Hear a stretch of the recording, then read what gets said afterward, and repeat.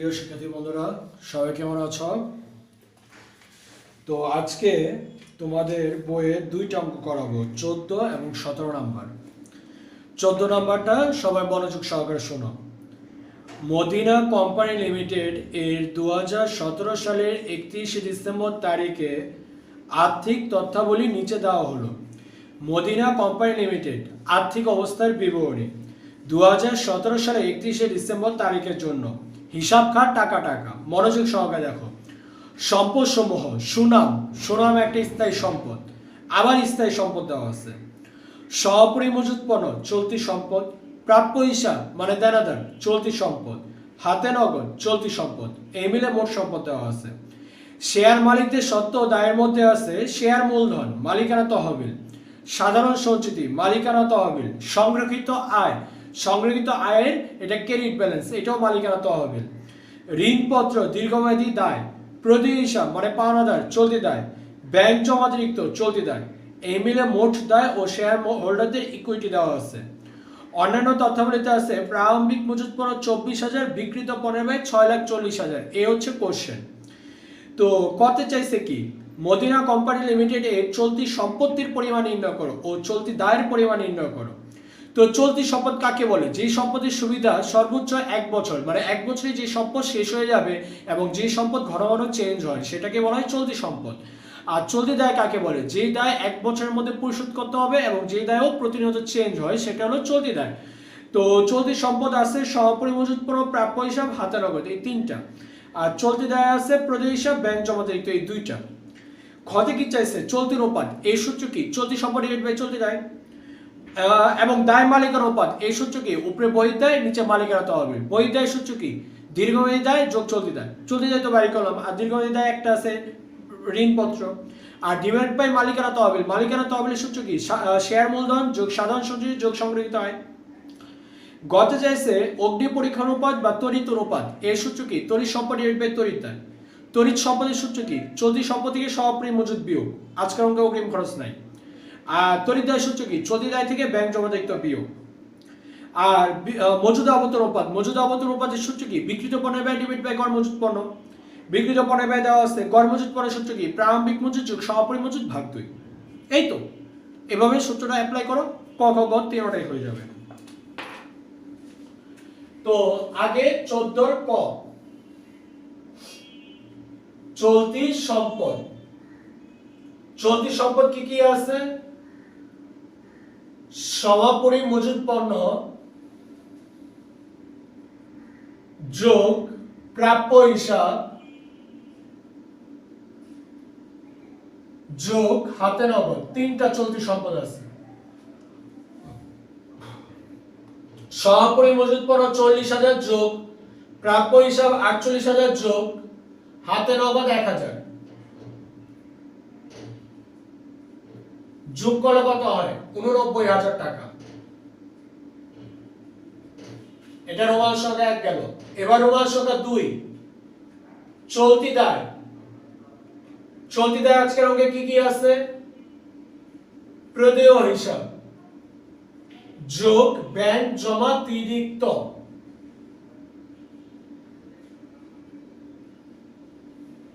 তো আজকের অঙ্কে প্রদেয় হিসাব কত? 16,000, ব্যাংক জমাতিরিক্ত কত? 13,000। 16 আর 13 মিলে কত হয়? 29,000 টাকা।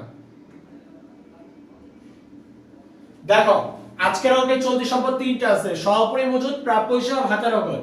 আর চলতি দায় আছে দুইটা, প্রতি হিসাব, ব্যাংক জমাতিরিক্ত। এই তো। এবার খ, খতে কি চাইছে? চলতি অনুপাত, দায় মালিকানা অনুপাত। চলতি অনুপাতের সূত্র কি? চলতি সম্পদ ডিভাইড বাই চলতি দায়।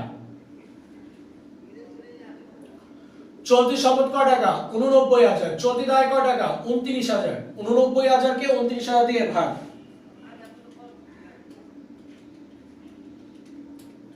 ভাগ দিলে আসবে হলো 3.07 ইস্টু 1। চলতি সম্পদ বাই করছি, চলতি দায় বাই করছি, ভাগ দিলাম, চলতি অনুপাত পাইলাম।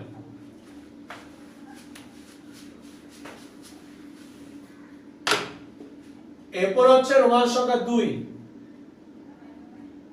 দায় মালিকানা অনুপাত।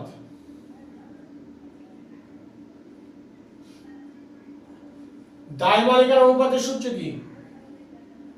উপরে বহির্দায়, নিচে মালিকানা তহবিল।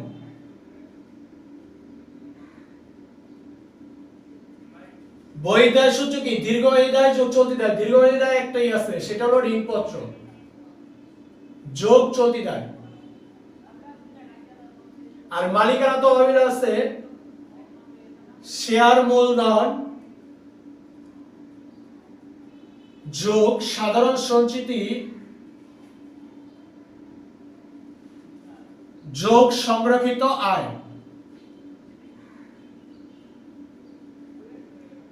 তাহলে দেখো এখানে বহির্দায় সূত্র হচ্ছে দীর্ঘমেয়াদী দায় যোগ চলতি দায়। দীর্ঘমেয়াদী দায় একটাই আছে, ঋণপত্র, আর চলতি দায় তো আমরা বাই করছি।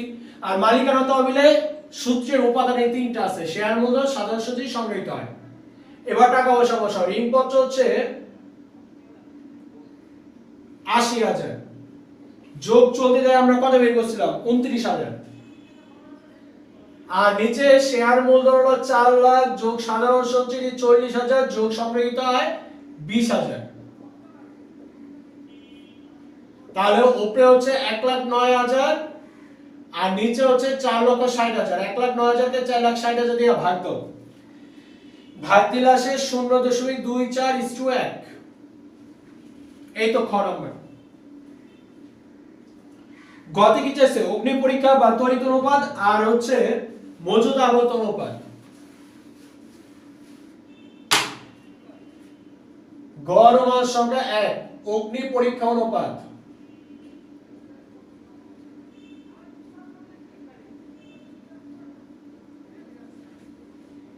এর সূত্র কি? উপরে তড়িৎ সম্পদ, নিচে তড়িৎ দায়।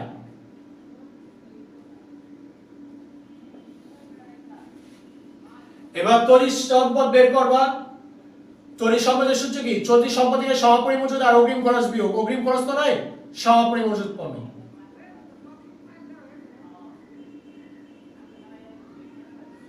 আর নিচে তড়িৎ দায়ের সূত্র কি? চলতি দায় বিয়োগ ব্যাংক জমাতিরিক্ত।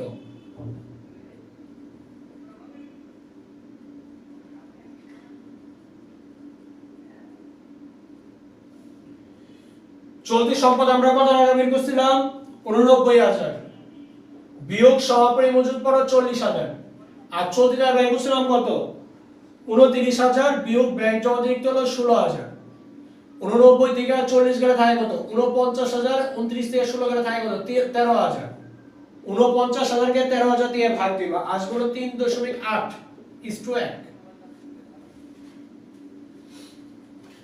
এবার মজুদ আবর্তন অনুপাত চাইছে।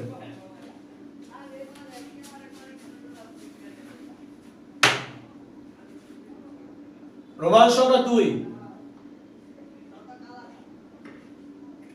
মজুদ আবর্তন অনুপাত। এর সূত্র কি? উপরে বিক্রিত পণ্যের ব্যয় ডিভাইডেড বাই গড় মজুদ পণ্য। বিক্রিত পণ্যের ব্যয় তো কোশ্চেনে দেওয়া আছে, কিন্তু গড় মজুদ পণ্য দেওয়া নাই, সেটা বের করতে হবে। তাই উপরে বিক্রিত পণ্যের ব্যয় লিখলাম। আর গড় মজুদ পণ্যের সূত্র কি? প্রারম্ভিক মজুদ পণ্য যোগ সমাপনী মজুদ পণ্য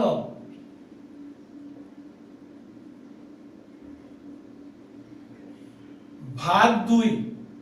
তাহলে বিক্রিত পণ্যের ব্যয় কোশ্চেনে দেওয়া আছে ৬,৪০,০০০।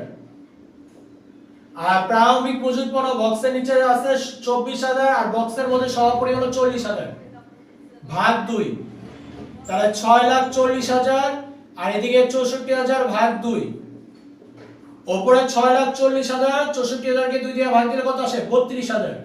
৬,৪০,০০০ কে ৩২ দিয়ে ভাগ দিলে কত আসে? ২০, মানে ২০ বার।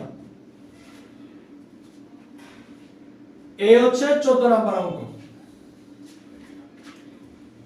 এবার দেখো ১৭ নম্বর অঙ্ক। ১৭ নম্বর অঙ্ক সহজ এবং ছোট। মেঘনা ট্রেডার্সে ২০১৭ সালে হিসাব বই থেকে নির্মুক্ত তথ্যগুলো পাওয়া যায়। মোট চলতি সম্পদ দেওয়া আছে ৩,৫০,০০০, মোট চলতি দায় দেওয়া আছে ১,৯০,০০০, সমাপরি মজুত পণ্য এটা একটা চলতি সম্পদ, দেওয়া আছে ৬০,০০০। আর মনে রাখবে এই সমাপরি মজুত পণ্য ওই চলতি সম্পদের মধ্যেই অন্তর্ভুক্ত আছে। অগ্রিম আয় এটা একটা চলতি দায়, কারণ আমি অগ্রিম পাইছি, এটা আমার জন্য দায়, চলতি দায়, এটা ওই চলতি দায়ের মধ্যে অন্তর্ভুক্ত আছে। অগ্রিম বেতন মানে আমি কোনো কিছু অগ্রিম দিয়ে রাখছি, এটা হলো অগ্রিম খরচ, এটা একটা চলতি সম্পদ, এটাও কি চলতি সম্পদের মধ্যে অন্তর্ভুক্ত আছে। ব্যাংক জমাতিরিক্ত চলতি দায়, এটাও কি চলতি দায়ের মধ্যে অন্তর্ভুক্ত আছে। আয়কর সঞ্চিতি এটাও একটা চলতি দায়, এটাও কি চলতি দায়ের মধ্যেই অন্তর্ভুক্ত আছে। বক্সের নিচে কি বলছে, অন্যান্য তথ্যাবলীতে মোট বাকিতে বিক্রয় ৫ লাখ, মোট যে বাকিতে বিক্রয় ৫ লাখ এটাই নিট বিক্রয়, এটাই বাকিতে বিক্রয়, কারণ আর কোনো বিক্রয় সংক্রান্ত কিছু বলে নাই। আর আরেকটা কি চাইছে, মোট লাভ ১,১০,০০০, নিট লাভ ৬০,০০০। এই হচ্ছে গোটা কোশ্চেন। কত চাইছে তড়িৎ সম্পদ, চলতি সম্পদ দেওয়াই আছে, তার থেকে সমাপরি মজুদ আর ওই যে অগ্রিম খরচ হিসেবে অগ্রিম বেতন বিয়োগ করবা, তাহলে চলতি সম্পদ তড়িৎ সম্পদ পাইবা। আর তড়িৎ দায়ের সূত্র কি, চলতি দায় বিয়োগ ব্যাংক জমাতিরিক্ত আছে, বিয়োগ করবা হয়ে যাবে। ক্ষতি কি চাইছে, চলতি অনুপাত চলতি সম্পদ ডিভাইড বাই চলতি দায়, তড়িৎ অনুপাত তড়িৎ সম্পদ ডিভাইড বাই তড়িৎ দায়, মজুদ অবত অনুপাত বিক্রিত পণ্যের ব্যয়, ওটা দেওয়া নাই, বের করতে হবে। বের করবা কিভাবে, বিক্রয় থেকে মোট লাভ বিয়োগ করলে বিক্রিত পণ্যের ব্যয় পাই যাবা। আর ডিভাইড বাই গড় মজুদ, আজকে গড় মজুদের এই প্রারম্ভিক মজুদ পণ্য নাই, তাহলে সমাপরি মজুদ পণ্য ভাগ ১, কারণ আমি আগেই বলছিলাম প্রারম্ভিক সমাপরি যোগ ভাগ ২, কিন্তু এই দুইটার মধ্যে একটা থাকলে ভাগ ১ হয়।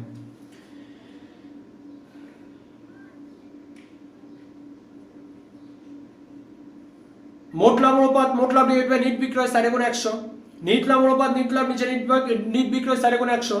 আর কার্যকরী মূলধন অনুপাত এর সূত্র কি, কার্যকরী মূলধন ডিভাইড বাই চলতি দায়। আর কার্যকরী মূলধনের সূত্র কি, চলতি সম্পদ বিয়োগ চলতি দায়। তার মানে এই সূত্রগুলো অ্যাপ্লাই করে 17 নম্বর অঙ্কটা ইজিলি করে আনতে পারবা। তো আমরা এক এক করি। 17 ক রোমান সংখ্যা 1,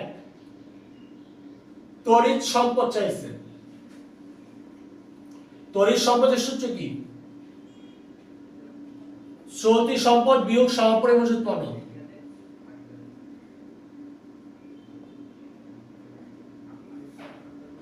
আজকের অঙ্কে চলতি সম্পদ কত, 3,50,000 বিয়োগ সমাপরি মজুদ পণ্য কত, 60,000।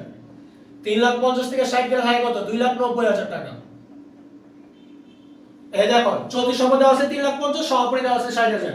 চলতি সম্পদ থেকে সমাপরি মজুদ, ও আরেকটা জিনিস আছে, আর অগ্রিম খরচ হিসেবে আছে অগ্রিম বেতন। অগ্রিম বেতন আজকের অঙ্কে কয় টাকা, 25,000। তাহলে যোগ বিয়োগ করলে কত আসে, 2,65,000 টাকা। দেখো তড়িৎ সম্পদের সূত্র কি, চলতি সম্পদ থেকে সমাপরি মজুদ আর অগ্রিম খরচ বিয়োগ। চলতি সম্পদ আছে তাতে সমাপরি মজুদ বিয়োগ আর অগ্রিম খরচ হিসেবে আছে অগ্রিম বেতন, সেটাও বিয়োগ, পাইলাম কি তড়িৎ সম্পদ। এরপরে তড়িৎ দায় চাইছে। তড়িৎ দায়ের সূত্র কি, চলতি দায় বিয়োগ ব্যাংক জমাতিরিক্ত।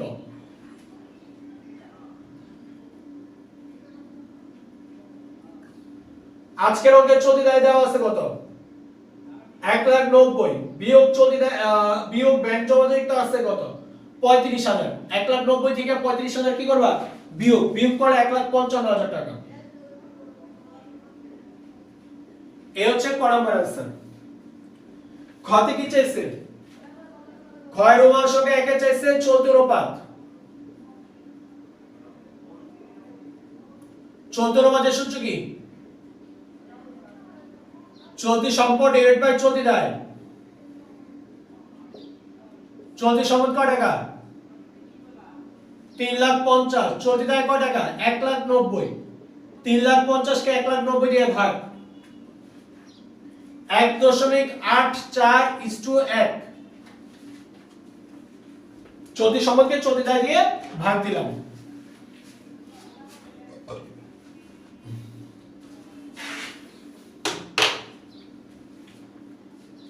এবার রোমান সংখ্যা 2, তড়িৎ অনুপাত। তড়িৎ অনুপাতের সূত্র কি, তড়িৎ সম্পদ ডিভাইডেড বাই তড়িৎ দায়। তড়িৎ সম্পদ হবে 21, তড়িৎ দায় হবে 21, ভাগ দিলেই রেজাল্ট পাওয়া যাবে। 2,65,000 আর 1,55,000 বের করছিলাম। ভাগ দিলে আসে 1.71:1। তাহলে চলতি অনুপাতের সূত্র কি? চলতি সম্পদ ডিভাইড বাই চলতি দেয়। আর তড়িৎ অনুপাতের সূত্র কি? তড়িৎ সম্পদ ডিভাইড বাই তড়িৎ দেয়।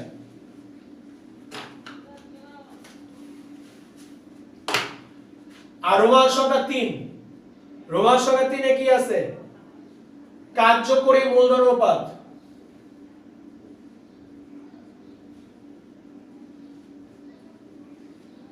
কার্যকরী মূলধন অনুপাতের সূত্র কি? উপরে কার্যকরী মূলধন, নিচে চলতি দায়। কার্যকরী মূলধনের আবার সূত্র কি? চলতি সম্পদ বিয়োগ চলতি দায়, নিচে চলতি দায়। দায়রে বুঝছো কিনা? কার্যকরী মূলধন অনুপাতের সূত্র কি? কার্যকরী মূলধন ডিভাইড বাই চলতি দায়। আবার কার্যকরী মূলধনের সূত্র কি? চলতি সম্পদ বিয়োগ চলতি দায়। তো চলতি সম্পদ আমরা কত বের করছিলাম? 3,65,000। চলতি দায় কত বের করছি? 1,90,000। সরি, কোশ্চেনে দেওয়া আছে এটা। ডিভাইড বাই নিচেও চলতি দায় 1,90,000। 3,65,000 থেকে 1,90,000 গেলে থাকে কত? 1,60,000 ডিভাইড বাই 1,90,000। 1,60,000 কে 1,90,000 দিয়ে ভাগ, মানে 0.84:1। তাই এটা বুঝছো কিনা? কার্যকরী মূলধনের সূত্র কি? চলতি সম্পদ বিয়োগ চলতি দায়। আর ডিভাইড বাই হলো চলতি দায়। চলতি সম্পদ হলো 3,65,000, চলতি দায় 1,90,000। বিয়োগ করলাম 1,60,000, তাহলে 1,90,000 দিয়ে ভাগ দিলে কত? 0.84। আর তার সাথে *1 বসে দিতে হয়।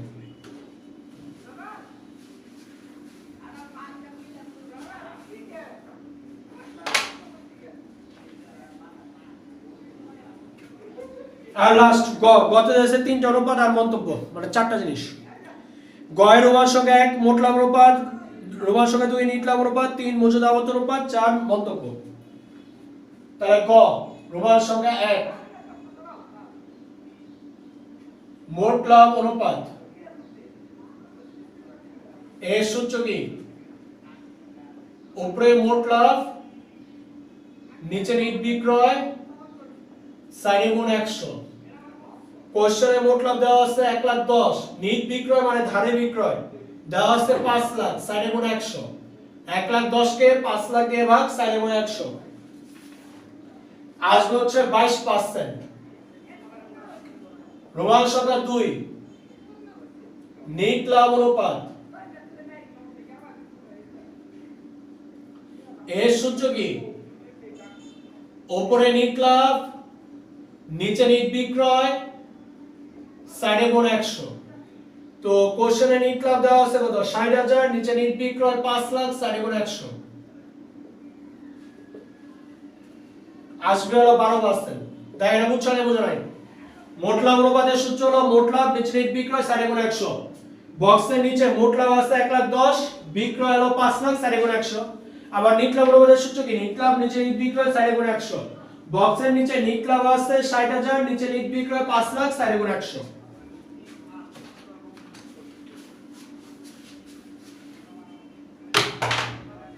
এবার রোমান সংখ্যা 3 মজুদ আবর্তন অনুপাত এর সূত্র কি?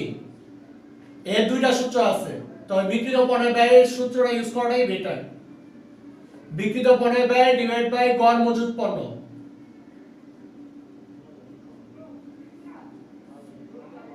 বিক্রিত পণ্যের ব্যয় কোশ্চেনে দেওয়া নাই, বের করতে হবে। বের করার সূত্র কি? নিট বিক্রয় বিয়োগ মোট লাভ। আর গড় মজুদ পণ্যের সূত্র কি? প্রারম্ভিক যোগ সমাপনী ভাগ 2। আজকের অঙ্কে প্রারম্ভিক নাই, তাহলে সমাপনী মজুদ পণ্য ভাগ 1। দেখো এই সূত্রটা বুঝছো না? বুঝো নাই? তারপর টাকা পয়সা বলে অঙ্ক শেষ। দেখো এটা বুঝছো কিনা? মজুদ আবর্তন অনুপাতে দুইটা সূত্র আছে, একটা হলো নিট বিক্রয় ডিভাইড বাই সমাপনী মজুদ, অথবা বিক্রিত পণ্যের ব্যয় ডিভাইড বাই গড় মজুদ। তুমি যে সূত্র দিয়ে করবে না কেন সেটাই রাইট। তবে বিক্রিত পণ্যের ব্যয় সূত্রটা দেওয়াটা উত্তম, সে কারণে আমরা এই সূত্রটাই দিলাম। তো বিক্রিত পণ্যের ব্যয় ডিভাইড বাই গড় মজুদ। তো বিক্রিত পণ্যের ব্যয় দেওয়া নাই, বিক্রিত পণ্যের ব্যয় বের করার অনেক নিয়ম আছে, অনেক টেকনিক আছে। তবে মূলত দুইটা সূত্র বেশি ইউজ হয়, একটা হলো প্রারম্ভিক যোগ নিট ক্রয় বিয়োগ যোগ প্রত্যয় খরচ বিয়োগ সমাপনী, অথবা নিট বিক্রয় বিয়োগ মোট লাভ। আজকের অঙ্কে নিট বিক্রয় আছে, দিলাম। মানে ধারে বিক্রয় যেটা সেটাই নিট বিক্রয়, বিয়োগ মোট লাভ আসতে দিলাম, তাহলে বিক্রয় থেকে মোট লাভ বিয়োগ করলে কি পাবো, বিক্রিত পড়বে। আর গড় মজুদের সূত্র কি, প্রারম্ভিক মজুদ যোগ সমাপনী মজুদ ভাগ 2। আজকের অঙ্কে প্রারম্ভিক নেই, সমাপনী আছে, বিটা ভাগে। আবার যদি সমাপনী না থাকতো প্রারম্ভিক থাকতো, তাহলে প্রারম্ভিক ভাগ 1, মানে 2টা থাকলে ভাগ 2, একটা থাকলে ভাগ 1। এবার টাকা বসাবো, অঙ্ক শেষ। বিক্রয় 5 লাখ বিয়োগ মোট লাভ 1,10,000 আর সমাপনী মজুদ পড়লো 60,000 ভাগ 1। তাহলে 5 লাখ থেকে 1,10,000 গেলে থাকে কত, 3,90,000। আর 60,000 ভাগ 1 60,000, 3,90,000 কে 60,000 দিয়ে ভাগ দিলে আসে 6.5 বার। এবার চাইস্তা মন্তব্য করো, দেখো মন্তব্য লিখবা। মোট লাভ অনুপাতে আদর্শ মান কত, 20 থেকে 30 হইছে 22, আদর্শ মান কত রাখছে। তারপরে নিট লাভ অনুপাতে আদর্শ মান কত, 5 থেকে 10 হইছে 12, লাভ যত বেশি ততই ভালো। মজুদ আবত অনুপাতে আদর্শ মান কত, 7 বার হইছে 6.5 বার, মানে আদর্শ মানের কাছাকাছি অবস্থান করে। তাই তুমি লিখতে পারো মন্তব্য, মুনাফা যত বেশি হবে প্রতিষ্ঠানের জন্য তত ভালো। সেই দৃষ্টিকোণ থেকে বলা যায় যে মোট লাভ নিট লাভ অনুপাত আদর্শ মানে এই প্রতিষ্ঠানের জন্য ভালো। আর অন্যদিকে মজুদ আবর্তন অনুপাতও আদর্শ মানে কাছাকাছি অবস্থান করে। তাই বলা যায় প্রতিষ্ঠানটির আর্থিক সচ্ছলতা মোটামুটি সন্তোষজনক। এভাবে তুমি মন্তব্যটা লিখতে পারো। তো আমি এটা অঙ্কটা ভিডিও করে দিচ্ছি, তার সাথে এটা স্ক্রিনশট দিয়ে রাখতে পারো, অথবা আমি ফেসবুকের গ্রুপেও ছবিগুলো দিয়ে দিব। এটা হচ্ছে তোমার 17 ক খ।